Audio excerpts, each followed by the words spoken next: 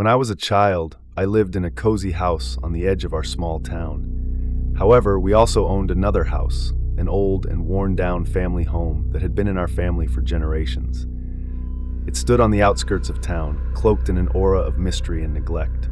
My parents rarely spoke of it, and visits were infrequent. The few times we did go, we only stayed for a few minutes to check on its condition. One summer afternoon, curiosity got the better of me. My parents were busy in the garden, and I saw my chance. Without telling them, I grabbed my flashlight and set off towards the old house. The path was overgrown with weeds, and the house itself looked even more dilapidated up close.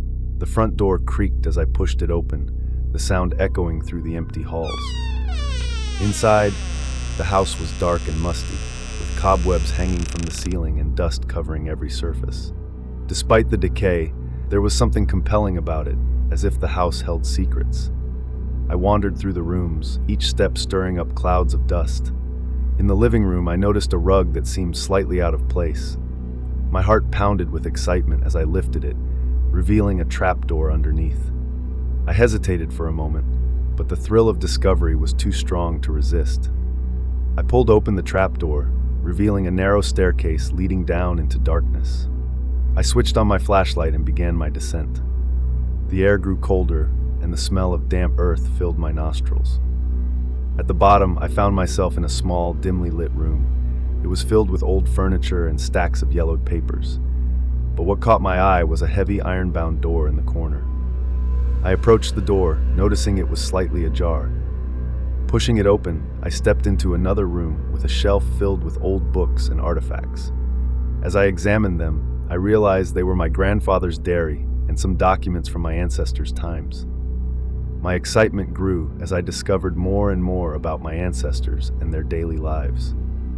Lost in my exploration, I didn't notice the door slowly creaking shut behind me until I heard the loud click of the lock. Panic surged through me as I ran to the door, trying to force it open, but it was no use. I was trapped. I screamed for help, hoping my parents would hear me, but the thick walls muffled my cries. Hours passed, and the room grew colder and darker as my flashlight's batteries began to die. Fear and despair crept in, and I huddled in a corner, trying to stay warm. It felt like the air to breathe was becoming scarce. I was claustrophobic. I began to see visions of a girl in white clothes walking through the room. Several shadows are talking to each other. Strange noises came from somewhere. I was so scared that it felt like my consciousness was slowly fading. Just when I thought I would be trapped forever, I heard faint voices and the sound of footsteps above. "Mom! Dad! I'm down here!" I screamed with the last of my strength. The trapdoor creaked open, and a beam of light pierced the darkness. "We're coming! Honey, hold on!" I heard my father's voice call out. Relief washed over me as my parents descended the stairs and forced the heavy door open. They pulled me into their arms, tears streaming down their faces. "We were so worried," my mother whispered, hugging me tightly. "What were you thinking, coming here alone?" "I wanted to see what was inside," I admitted, my voice shaking. "I didn't mean to get trapped."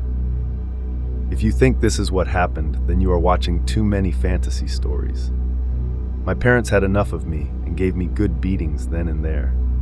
That experience haunts me more than the house. They got to know that I came to this house from my father's acquaintance, who saw me entering the house. I didn't know how to feel about that. It was the reason for my being alive, but I was angry about the beatings administered by my parents. Together, we climbed back up the stairs and out of the old house. I was sure there were more things to discover in that house.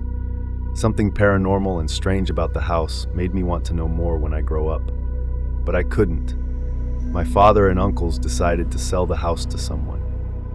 I tried to object, but it was to no avail.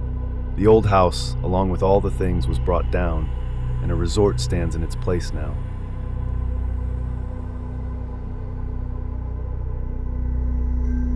As the night watchman at the Holy Ghost mortuary, I thought I had seen it all. The place felt quite unholy. The old building, with its dark wood paneling and pervasive smell of formaldehyde, became a second home during my solitary night shifts. However, one night shattered my routine and sanity. Around midnight, while sipping on a lukewarm coffee, I heard a rhythmic tapping from the basement. Assuming it was a leaky pipe, I reluctantly descended the creaky stairs, my flashlight beam slicing through the darkness. The sound led me to a body drawer, slightly ajar.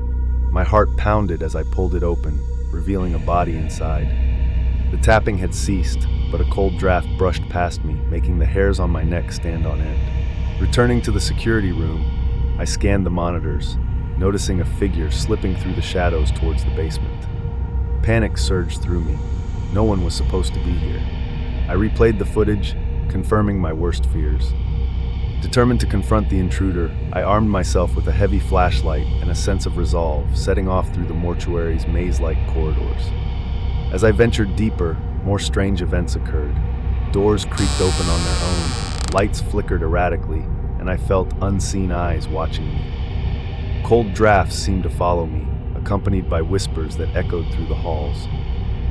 I finally cornered the figure in the basement, only to be struck from behind and knocked unconscious. When I woke, I was tied to a chair, the room's dim light casting eerie shadows. Before me stood two men, their faces obscured by masks. Realization dawned. They were body thieves, exploiting the mortuary's isolation to steal from the dead.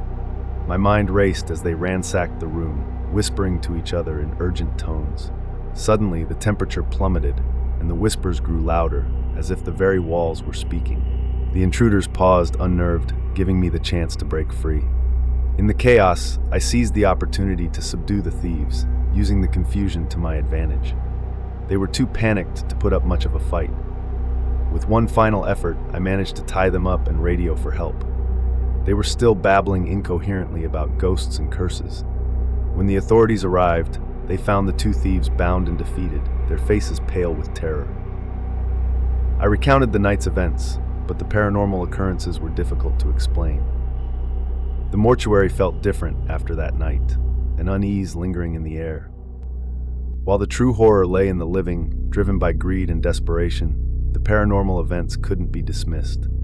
The shadowy figure remained a mystery, a protector or an avenger of the dead, its motives unknown.